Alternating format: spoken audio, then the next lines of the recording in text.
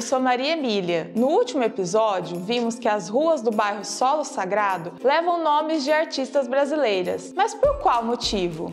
Vamos descobrir. A antiga Rua 52 recebe o nome de José do Patrocínio. Patrocínio escrevia romances e também trabalhava como jornalista. Ele era negro e viveu no tempo da escravidão no Brasil. Por isso, ele lutou contra esse vergonhoso sistema de trabalho. O autor usou seus escritos para combater o trabalho cativo e fez parte do movimento negro brasileiro, que agia ativamente pela abolição da escravatura. Por isso, José do Patrocínio é conhecido como Tigre da Abolição. A Rua 53 ganhou o nome de Eça de Queiroz, que foi um dos mais conhecidos escritores portugueses. Os livros de Eça são muito famosos no Brasil. A Rua 69 leva o nome de Tomás Antônio Gonzaga, também conhecido como Dirceu. Gonzaga era português, mas viveu no Brasil na época em que éramos colônia de Portugal. Foi um período muito difícil para os artistas e escritores, pois a coroa portuguesa proibia que se publicassem ou que se vendessem livros no Brasil. Ou seja,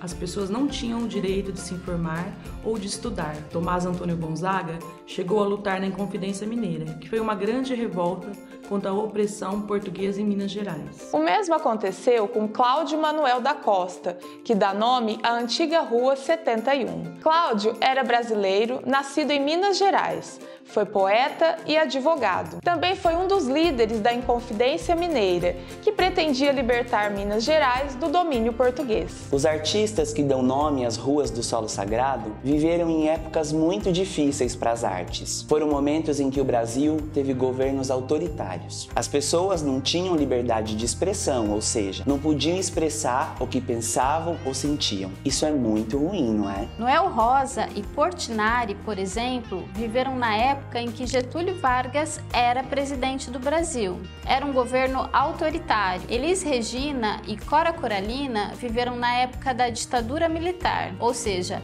quando o Brasil foi governado por presidentes militares. Também era um governo autoritário, de perseguição aos artistas. Os brasileiros não podiam votar para escolher o presidente do seu país. Tomás Antônio Gonzaga e Cláudio Manuel da Costa viveram na época do Brasil colonial, quando a coroa portuguesa proibia a produção e circulação de livros em terras brasileiras. José do Patrocínio lutou contra o regime da escravidão. Mas por que as ruas do Solo Sagrado levam esses nomes? No episódio anterior, vimos que o bairro Solo Sagrado surgiu no início dos anos 1980. Vimos também que as ruas eram conhecidas por números, mas receberam esses nomes em 1988. Nessa época, o Brasil havia acabado de sair da ditadura militar. Era uma época de redemocratização, ou seja, estávamos voltando a ser uma democracia. No governo democrático,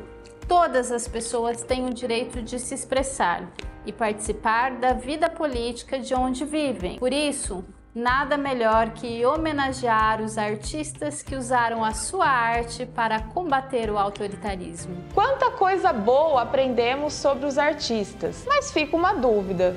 Os artistas são somente pessoas conhecidas em todo o Brasil e no mundo? Vamos conhecer alguns artistas que vivem em Rio Preto. O José Antônio é arte educador e ator de teatro. A Lígia é professora e faz lindos artesanatos. A Catiúce é coordenadora pedagógica, escreve poesia e toca violão. A Marlisa é coordenadora pedagógica e escreve poesia. A Luana é professora e também escreve poesia e contos. A Cecília é professora e tira lindas fotografias. O Rodrigo é coordenador pedagógico, escreve poesia e produz livros feitos à mão. E eu, Maria Emília, sou professora e pratico a dança.